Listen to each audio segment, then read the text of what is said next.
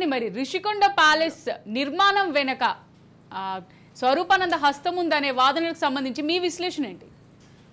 ఒక ప్రాథమికమైన అంశం గమనించాలి అమూల్య. రాజసూయ యాగం అనేది గతంలో చేసేవారు. ఇప్పుడు రాజశ్యామల యాగం, రాజుల కాలంలో రాజసూయ యాగం చేసి తమ అధికారాన్ని పటిష్టపరచుకోవటానికి చేసేవాళ్ళు అనేది ప్రధానంగా చెప్తారు. ఇప్పుడు రాజశ్యామల యాగం చేసి అధికారంలోకి వచ్చి రాజ్యం తెచ్చుకుని అధికారంలోకి వచ్చి ఆ తర్వాత రాజమహల్ కట్టుకుంటే రాజ్యం శాశ్వతంగా ఉంటుందని స్వరూపానంద గారికి ఎక్కడ ఏం తెలిసిందో అది జగన్మోహన్ రెడ్డికి బోధ చేశారట. జగన్మోహన్ రెడ్డి ఇప్పుడు ఆచరణలో ఆ రకమైనటువంటి ప్యాలెస్ రాజమహల్ కట్టి చూపించినటువంటి పరిస్థితి ఉంది. అది కూడా సముద్రానికి అభిముఖంగా ఉండాలని కూడా చెప్పారట సదరు బ్రోకర్ స్వాముల వారు. ఇది ఎంత హీనమైనటువంటి పరిస్థితి అంటే ఇప్పుడే డిబేట్లో ఉన్నటువంటి మిత్రులు, రాష్ట్రీయ ధర్మరక్షా దళాలకు సంబంధించినటువంటి మిత్రులు చెప్తున్నటువంటి విషయం విన్నా. రామకృష్ణ పరమహంసకి సంబంధించినటువంటి ఉదాహరణ తీసుకొచ్చి చెప్తున్నటువంటి విషయాన్ని వింటుంటే నిజంగానే ఆ రకమైనటువంటి ఉదాత్తమైనటువంటి ఒక హుందాతనం ఉన్నటువంటి, ఒక డివైన్ హుందాతనం అంటే ఒక డివోషనల్ హుందాతనం ఉన్నటువంటి స్వామీజీలు ఎక్కడ, వీళ్ళు ఇటువంటి నీచమైనటువంటి అలవాట్లు, నీచమైనటువంటి పరిస్థితి ఉన్నటువంటి ఈ స్వయం ప్రకటిత స్వాములు ఎక్కడ అనేటటువంటి భేదం చూస్తే మాత్రం ఖచ్చితంగా దీన్ని హిందూ సమాజమే గ్రహించాలి, హిందూ సమాజమే ఇటువంటి వాళ్ళని దూరం పెట్టాలి అనేది ప్రధానంగా అనిపిస్తున్నటువంటి అంశం.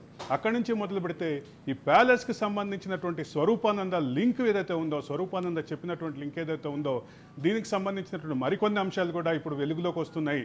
స్వరూపానందకి ఈ కళ ఎప్పుడు వచ్చిందో, మరి ఆయనకి ఇట్లా చెప్పాలని ఎందుకు అనిపించిందో తెలియదు, కానీ ఆయన మాటని తూచా తప్పకుండా జగన్మోహన్ రెడ్డి అనుసరించారు అనేటటువంటి మాట మాత్రం ఖచ్చితంగా అది విస్మయం కలిగిస్తుందని చెప్పక తప్పదు అమూల్య.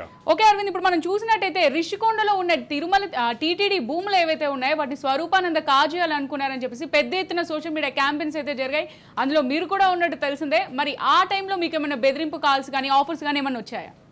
అది ఋషికొండలో కాదు, ఋషికేశ్లో ఉన్నటువంటి ఈ టీటీడీకి ఒక భక్తుడు విరాళంగా ఇచ్చినటువంటి 2 ఎకరాల భూమిని ఒక విచిత్రమైనటువంటి కారణం చూపించి ఆ భూమిని రక్షించలేకపోతున్నామని కారణం చూపించి చేసినప్పుడు ఖచ్చితంగా మాలాంటి కొంతమంది బాధపడ్డాం.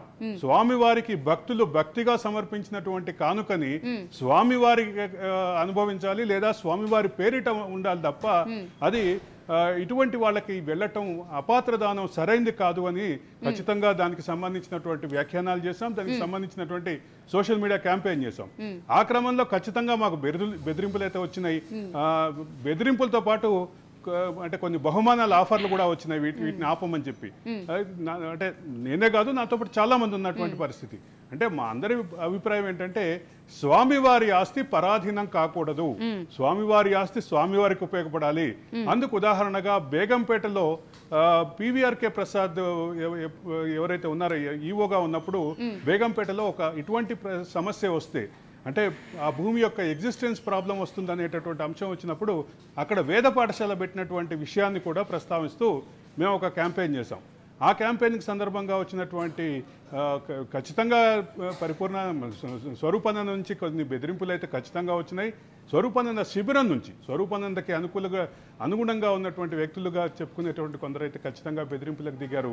ఈ నేపథ్యంలో ఇప్పుడు ముఖ్యమంత్రిగా ఉన్నటువంటి జగన్మోహన్ రెడ్డి మాత్రం ఈ రకమైన, అంటే స్వరూపానంద మాట మీద బేస్ చేసుకొని ఈ రకమైనటువంటి ప్యాలెస్ కట్టారు.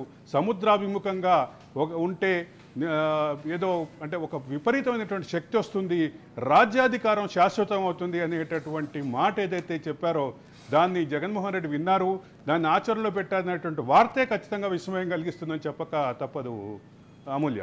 Right Arvind, 1 minute.